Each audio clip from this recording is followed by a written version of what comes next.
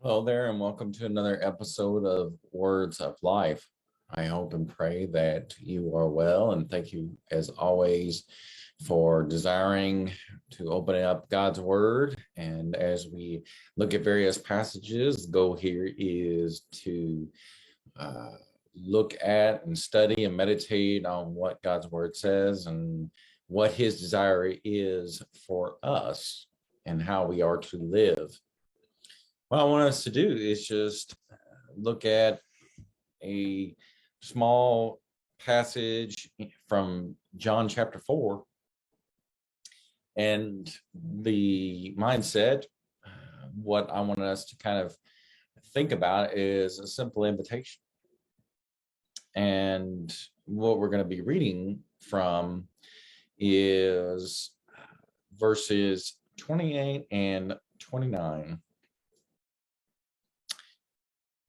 Which reads, "So the woman left her water pot and went into the city and said to the men, 'Come, see a man who told me all the things that I have done. This is not the Christ, is it?'" Read verse 30.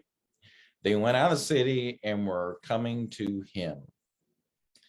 All right, just reading them by themselves, it can be quite difficult to understand what the context is.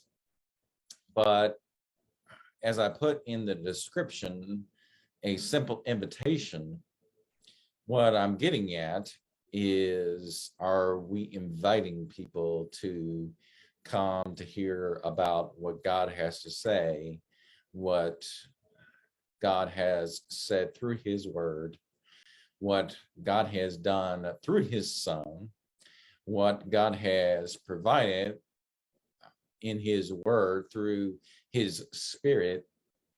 Just to give a little bit of context of what transpired in John chapter 4, which you may already be familiar with, is the woman at the well, being that it was a Samaritan woman. And that would have been something was taboo, forbidden for someone who was a Jew to speak not only to someone that was a Samaritan, an individual with mixed blood at that day and age, or in that day and age. The Jews had no dealings with. They would consider themselves to be unclean if they actually engaged with, had a conversation, or were around Samaritans. Their best way of dealing with Samaritans was not to deal with the Samaritans. But Jesus, being who he was, made a point to single out this particular woman. And not just any particular woman, a woman that truly had a simple past, a woman that desperately needed salvation. And there's this interaction that transpired between the two where Jesus was trying his best to get her to see the spiritual necessity instead of looking at the physical.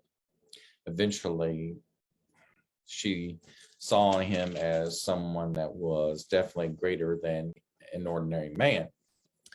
But the question is if she understood the significance of who he was. Jesus told her straight out that he was the Messiah. And as his apostles will return, she goes off, and we come to verse 28, where she had left her water pot. Essentially, it's very appropriate to kind of think, okay, this is so important that nothing else matters. Let me tell everyone what just happened. And are we ever in that position, or do we ever have that feeling of something so great or something so important that just happened, that You need to drop everything and go do something. That nothing else matters. Well, this is a great illustration of how we are to be with the gospel.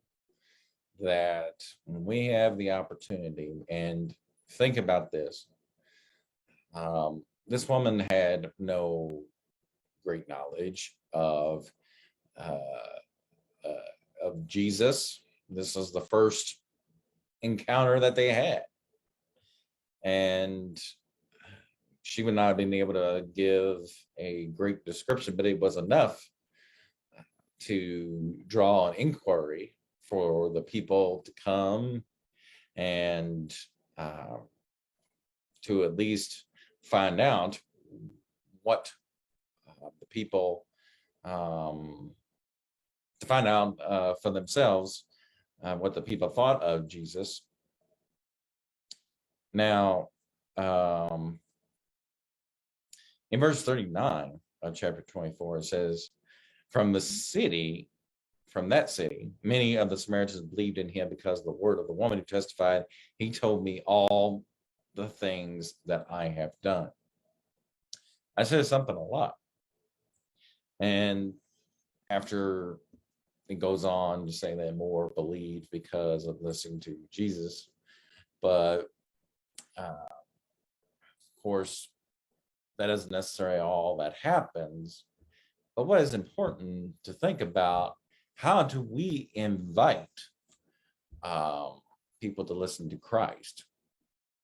Do we get caught up in thinking, well, I have to make sure that I do this, and this, that I have to make sure that I have accumulated enough knowledge in order to make sure that I can invite somebody?